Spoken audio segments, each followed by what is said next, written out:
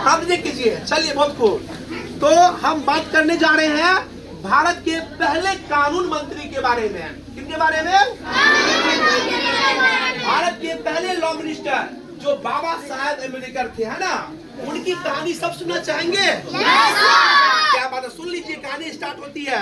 ध्यान यह होनी चाहिए, मुझे एनर्जी खत्म हो रही है कहने में, लेकिन आप लोग सुनिए प्यार से, ठीक है ना। तो कहानी शुरू होती है। बाबा साहेब अम्बेडकर विद्यालय जाया करते थे, है ना, लेकिन विद्यालय में यह उसके लिए नियम था, ना तो वो बेंच में बैठ सकते हैं और ना बच्चे के बीच में रह सकते हैं, ना वो चापाकल छू सकते हैं, ना वो कुआं में अपना से पानी भर सकते हैं, है ना। यह नियम था। छुआछूत की भावना उस वक्त थी, है ना। एक दिन की बात है, जो चपरासी है वो कॉलेज विद्यालय नहीं आए थे। क्या था? चपरासी विद्यालय में नहीं आए थे और उस दिन प्रचंड धूप पड़ रही थी। प्रचंड धूप पड़ रही थी। ये कहानी हम सुना रहे हैं, मेरे रोंगटे खड़े हो रहे हैं, क्योंकि बाबा साहब के बारे में मैंने जब रात में स्टडी किया, मेरी आंखें जो अश्रुपूरित हुई, तो वो किताबें भीग गई थी, है ना। तो वो कहानी है कि उस वक्त प्रचंड धूप थी। चपरासी जो होते हैं स्कूल के, वो नहीं आए थे और उन्हें बहुत जोर से प्यास लगी थी, लेकिन उन्हें उस दिन पूरा दिन पढ़ाई करना पड़ा, लेकिन उन्हें पानी नसीब तक नहीं हुआ, क्योंकि चपरासी रहता तो उन्हें पानी देता, लेकिन उस दिन वो चपरासी ही नहीं आए थे ताकि वो पानी पीते। लेकिन फिर भी बाबा साहब बिना पानी के वो हर दिन क्लास किए और बिना पानी पिए ही रहे। और ऐसे ऐसे अनगिनत कहानी है बाबा साहब अम्बेडकर के बारे में। अगर आपको कहेंगे, आप सोचेंगे कैसे कैसे महान योद्धा रहे हैं जो हमारे देश को आगे बढ़ाने में अग्रणी भूमिका निभाए हैं। तो भारत के पहले लॉ मिनिस्टर कौन थे? बाबा साहेब अम्बेडकर, भीमराव अम्बेडकर थे, ठीक है ना। और वो पहले कानून मंत्री थे और उनकी अनेकों ऐसी कहानी है जो आपको दिलों को छू जाएगी। चलिए, आप लोग रेडी हैं? इसमें से कौन ऐसे बच्चे हैं जो इंजीनियर बनना चाहते हैं? हम चाहिए तो क्या बात है। कुछ बच्चे ऐसे भी हैं जो इंजीनियर भी बनना चाहते हैं। एक भाई साहब, क्या खरीदिए आप खरीदिए, क्या नाम है आपका? आशीष कुमार जी। आपने हाथ उठाया। हम चाहेंगे कि आप सब बच्चे कहानी को बढ़िया सुनिए। ये कहानी एक महान इंजीनियर की है। सुनेंगे सब? Yes sir. बात उन दिनों की है जब हमारा देश परतंत्र था। क्या था? हमारा देश गुलाम था। बम्बई मेल एक्सप्रेस ट्रेन जो है ना, अपनी चाल में चल रही थी। क्या हो रही थी? अपनी चाल में चल रही थी बम्बई मेल एक्सप्रेस ट्रेन। आपस में बच्चे बात न करें, क्या प्लीज साइलेंट, ध्यान से सुनिए, नहीं तो हम खड़ा करके कहानी पूछेंगे क्या हम कहानी कहे हैं।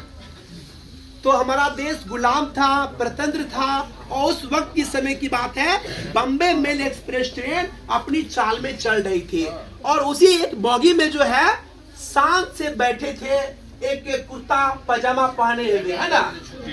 तो पहने हुए बैठे थे युवा जो थे, पहन के बैठे थे।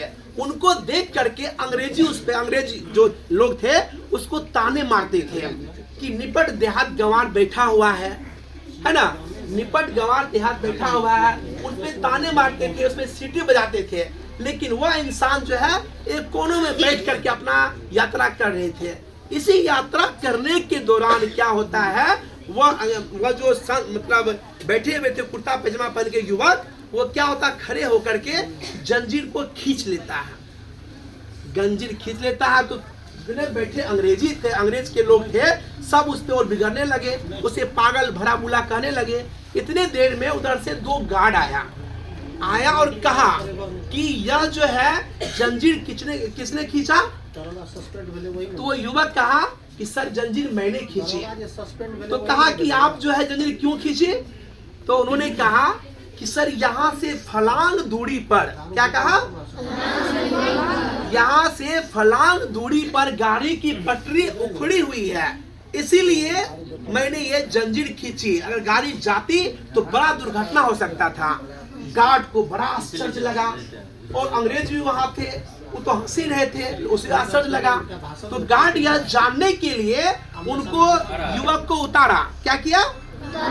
युवक को उतारा और ले गया जानने के लिए जब उतार करके ले गया तो उनके पीछे कुछ युवक भी जा रहे थे, ट्रेन के यात्री भी जा रहे थे।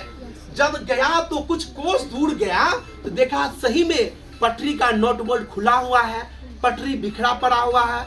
यह देख करके गार्ड हैरत में पड़ गया और जो भी पैसेंजर थे सबको आश्चर्य लगने लग गया।